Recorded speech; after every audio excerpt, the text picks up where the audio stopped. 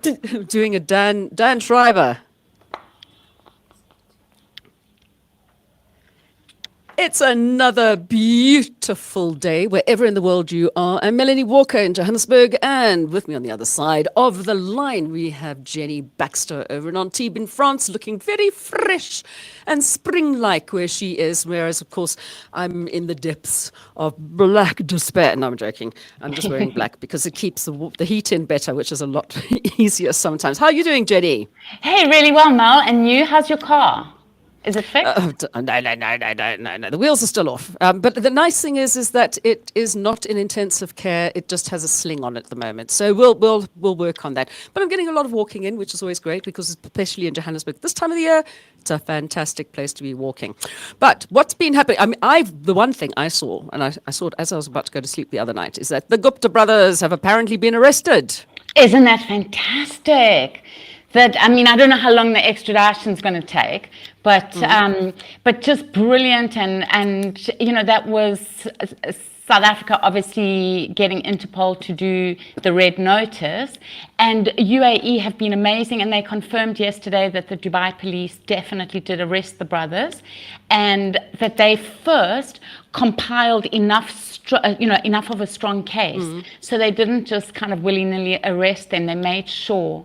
But they wouldn't have to let them go. Yeah. Yes, it's going to be so interesting, and I don't know how Jacob Zuma's feeling right now. There's the Free State case later this year, so hopefully the Guptas will be there. And for anybody, I mean, I've noticed all around the world, even the BBC, they're all posting stories about who are the Gupta brothers, what did they mean to South Africa, and basically they stole South Africa. That's the bottom line. They stole all the money. They stole the whole thing involved trillions, which really could have changed people's lives. So if anybody wants to know what happened and catch up, Showmax has a brilliant documentary called How to Steal a Country. And they've got interviews, everything. It's brilliant, and it's by an award-winning guy who did the Marikana documentary. Yeah, no, let's just hope that some of the money comes back and we can actually start rebuilding KZN, maybe fixing Eskom, although I see that the voters, everything. Let's just fix this country, people. Let's just stop stealing the money and actually take the money and use it for what it's worth. Even you, Cyril, I'm sorry, that money that you've been keeping in your furniture, you can put it into something else, okay? Go help your fellow person. Yeah, Mal, for people overseas who may not know, Mal's referring to the Fala farm scandal, yes. Where belongs to the president of South Africa. Yes, and it's kind of a wildlife farm, and actually we've had some pretty controversial articles about him before on some hunting that's done of animals that shouldn't really be hunted. Anyway, this time millions, I think 22.9 million or something got stolen from his farm, and there was a cover-up, and so everybody wants to know why the cover-up. But that doesn't mean we should take attention off Gupta, because some people are saying, has Cyril just dobbed in the Guptas so that the attention went off of him? But I think both require attention. All of it. And I mean, even like in the last couple of days, Herman Mashaba, who of course was one time kind of the head of the DA in Gauteng, who went out as an independent and started Action SA. He went and put a video up that I believe has been on the news about where you can go and buy all your employment records and all the kinds of stuff that you need to be able to get jobs or credit loans or this, that, and the other. We can go and get all of this. So of course, this just opens the door for everybody to be able to get lines of credit and go and spend willy-nilly, and people can never find you. And he says, South Africa's in trouble, my friends. My fellow South Africa's in trouble. I'm like, Herman, are you only just working this out now? Okay, so you're saying they could buy these things that aren't necessarily legal? They're totally illegal. They're made up for fictitious people as well. And then if you phone a place, if the prospective employer or the person who is wanting to see if it's okay to get credit, how long has this person been working for you, you phone that number and somebody will tell you that this person that's sitting in front of you has been working for them for 10 years in a senior capacity. You can give them a line of credit to 100,000 Rand. And he says, we're in trouble. Really? Well, it's because people tend to follow the example of their leaders. So I just think that we need better leaders. Yeah. Yep. And then, you know what, I think we'll be on the way to getting this country back to where it should be. Anyway, that's enough of that. So let's get on to the good news. Well, it is good news that they've caught the Guptas. I think that they should be brought back in chains. Yep. And they must talk. They really must. Give the money back. And give the money back. No, money back first, dudes, and then jail. Send them off to not even Robben Island, to that other island where there's nothing, and they can go and learn how to live off the land. But it would be great if they did implicate all the other people who still have not been put in jail. Yeah, we're waiting on that one, hey? I don't know how we're going to get everybody in jail. How are we going to do it? How are we going to stop corruption? You know what? If everybody gets behind it and makes people accountable, we can stop corruption.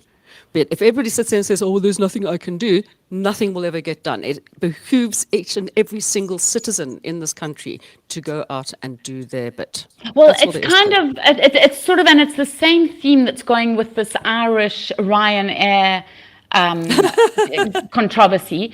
Of course, the question for South African, for people traveling with a South African passport, the questionnaire being in Afrikaans, of course, that is insane. Yeah. But, to prove you're South African. But the main point there is that if it weren't for the corruption that created these fake South African passports, we wouldn't be being tested like that. And so that's what really needs to be addressed, is stop these fake South African passports. Stop it. Yeah, no, there's been a lot of discussion on people saying, it's because they're anti-South Africans, they're anti-black South Africans, they're anti-this. And I'm like, no, it's because there's so many people who are not South African who can go to Ireland because they don't need a visa to go there, and they have a fake passport. That's what it is. And I mean, if you're only fala Portuguese or something and you don't know any Afrikaans at all, well, how are you going to prove that you're actually born in South Africa? We have to take. Well, I think that the questionnaire should be. I think the questionnaire should be in multiple languages, and I think people who have other documentation proving it should be okay. But anyway, matric certificate. But as I've just said, you can buy all of that stuff. You can buy all of that stuff. So it's just one of those things.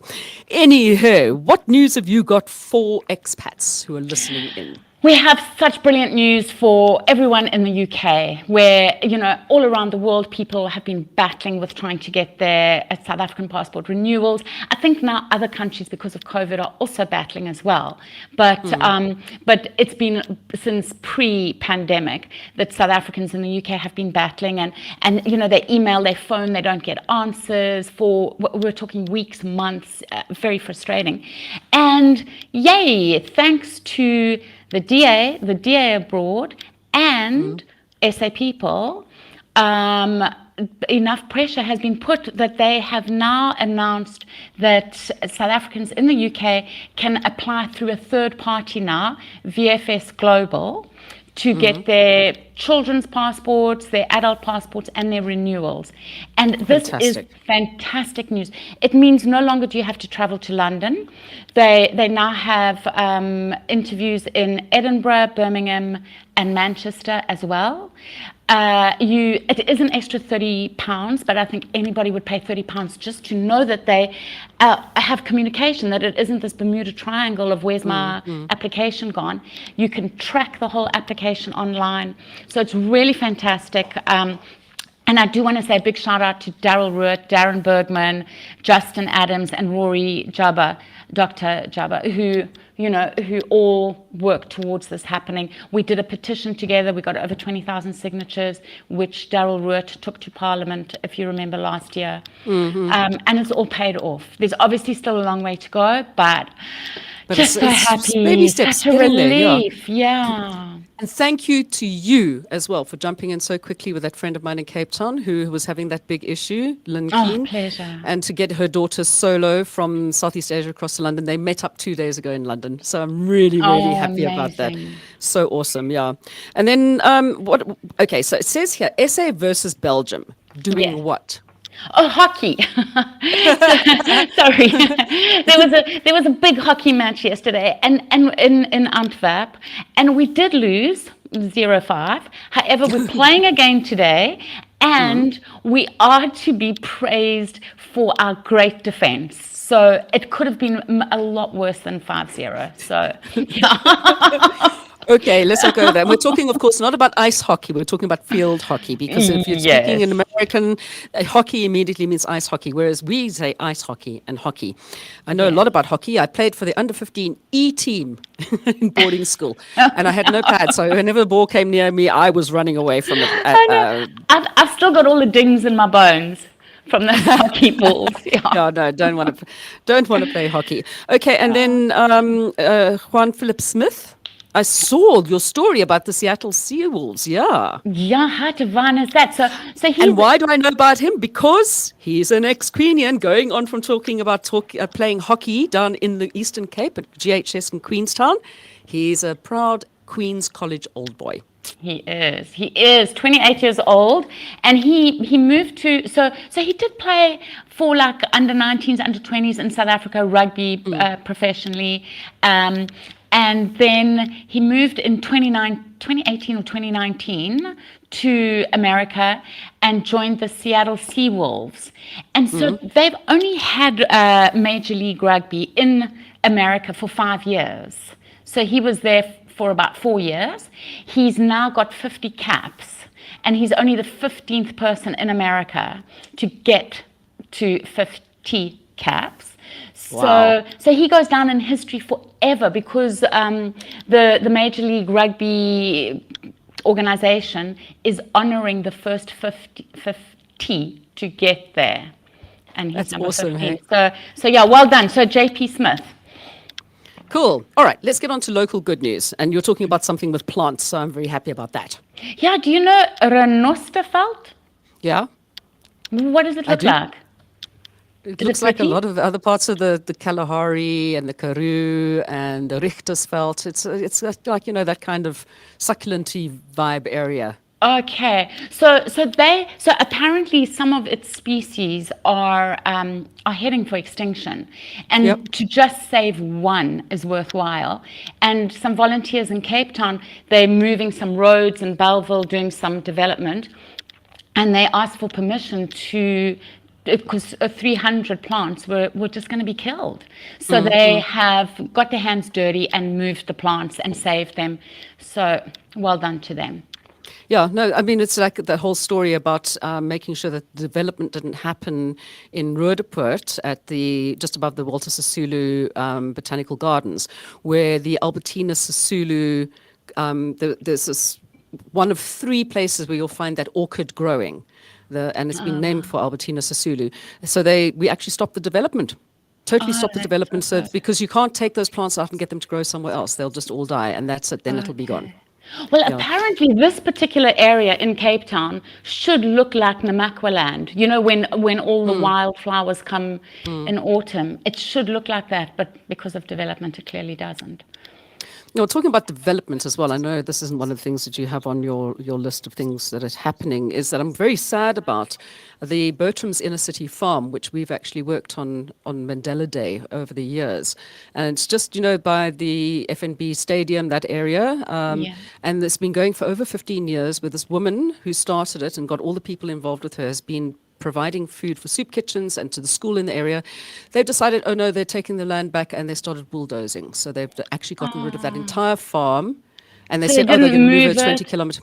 Oh, okay. They said they'll move it 20 kilometers away. That's not going to be very useful. So anyway, we've been trying to get it to stop. I'm not quite sure what's happening. I'll keep you updated with that. But it would be very, very sad. In fact, you know what? The government should actually or municipality should be saying, let us develop this. Rather than taking it the other way.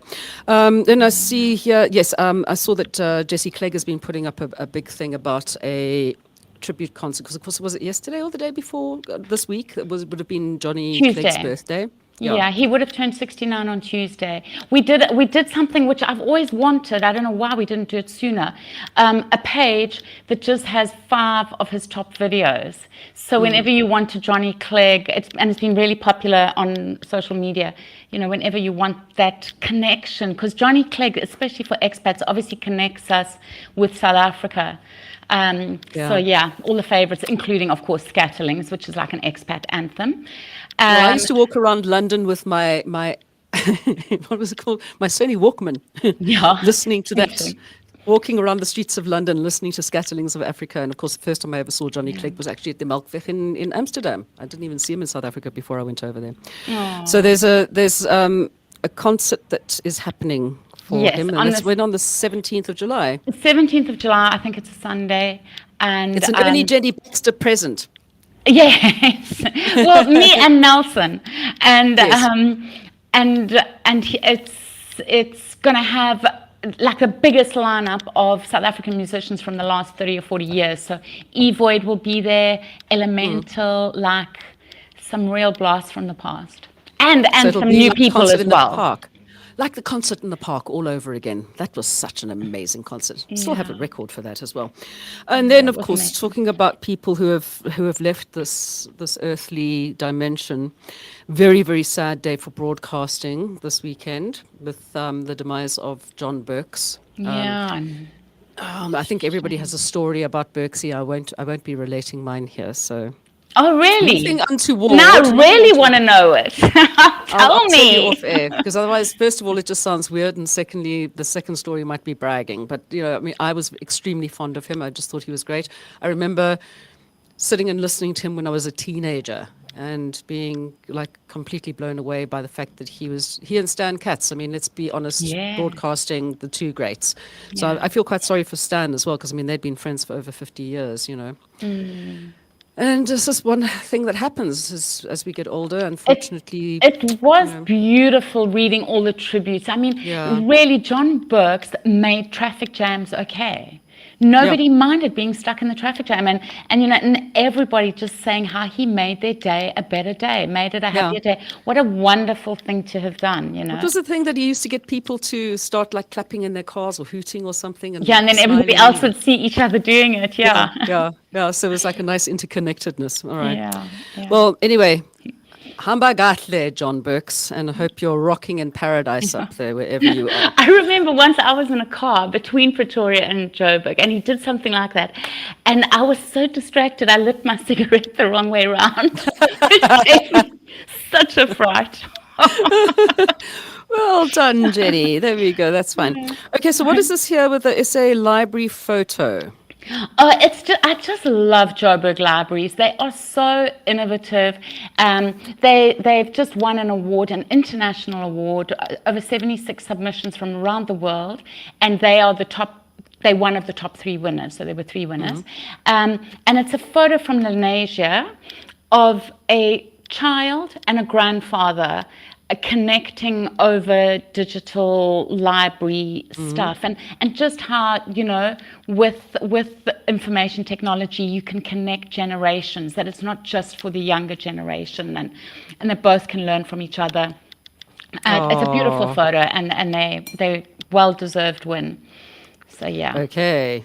All right. And what is, I see you've written here, the Beast, and immediately I start thinking of Beast who plays rugby, but that's obviously not what it's about, yeah? No, it's about something that we should have done years ago. Remember when you and I went to Thorningbush?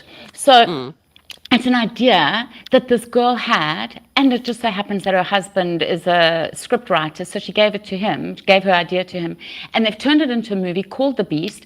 It is basically like Jaws on safari. So it's a lion that is the Beast. It stars Idris Elba, who is so talented, and his friend is Sholto Copley, who you obviously know from... He was in District 9. Yes. District 8? What was it? District 9. District 6? But he's South African. And the whole thing was filmed in South Africa, Northern Cape, Limpopo, Western Cape, Cape Town. And that's coming out, I think it's coming out July or whatever, but we have the trailer on SAPeople. On SAPeople. So it's not like The Ghost in the Darkness, the movie.